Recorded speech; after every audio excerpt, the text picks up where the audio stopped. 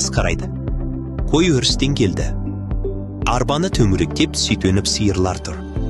Үй басы есік алдына от жағып, кешкі сиырдың сүтін пісіріп жатыр.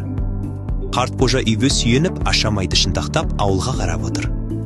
Оған ауыл бір түрлі жылы, бір түрлі қызықты, ет бауы жақын болып көрінді. Қоңырсыған сүт, қайнатқан қаймақ иісі де тәтті. Күлімсі шуаш иісі шыққан қойлар да бірге туғандай. Түтіннің иісі де күндегіден жағымды тәрізді. Ыстық қой, шіркін, туған жер. Кім сүймесін өл жерін? Сүймесе зердесіз сүймес. Жүрегі шерсіз, тілеуі бөліп, жидесіз сүймес.